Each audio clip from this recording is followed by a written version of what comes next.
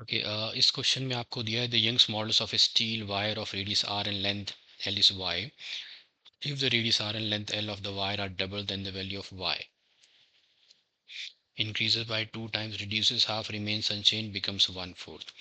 Okay, सबसे पहले तो आपको ये याद रखना है कि जो यंग्स मॉडल्स ऑफ स्टील है यहाँ पे आपका मटेरियल चेंज नहीं हो रहा है। और जो यंग्स मॉडल्स है this is an intensive property, ये मटेरियल की एक इंटेंसिव प्रॉपर्टी है। सो इंटेंसिव प्रॉपर्टी मींस मटेरियल पे डिपेंड करती है, इट्स मटेरियल स्पेसिफिक। इसको अगर हम देखो वैसे तो यंग्स मॉडल्स का जो फॉर्मूला है that is stress versus strain, इसमें डिमेंशंस इन्वॉल्व हैं। स्ट्रेस रहता है force per unit area, strain रहता है change in length by the original length. तो यंग्स मॉडल्स का जो फॉर्मूला है this is F into L upon change in length into the area of cross section. दो इसमें डिमेंशंस इन्वॉल्व है, लेकिन ये एक मटेरियल स्पेसिफिक है, ये हमेशा कांस्टेंट ही रहेगा।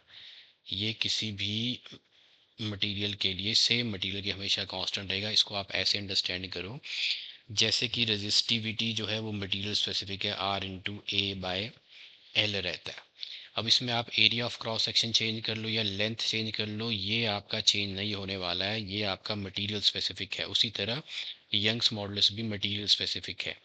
तो इसमें जो आपकी करेक्ट ऑप्शन है वो है it remains unchanged because this Young's modulus is constant for a given material at its the material specific property like the specific resistance of a material.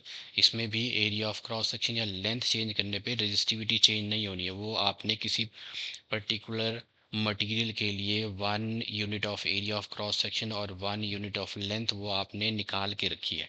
तो इसी तरह यंग्स मॉडल्स जो है वो भी स्टील के लिए आपने एक फिक्स्ड वैल्यू है जो निकाल के रखी है। दो इसका जो फॉर्मूला है उसमें आपने डिमेंशंस इन्वॉल्व हैं, लेकिन ये 1 यूनिट एरिया के लिए या 1 यूनिट चेंज लेंथ के लिए अपॉन 1 मीटर के लिए किसी भी हर एक मटेरियल के लिए आपने निकाल के रखी है विच इज़ कांस्टेंट, ये चेंज नहीं होने वाली है। तो इसमें जो करेक्ट ऑप्शन है वो है third one, it remains unchanged.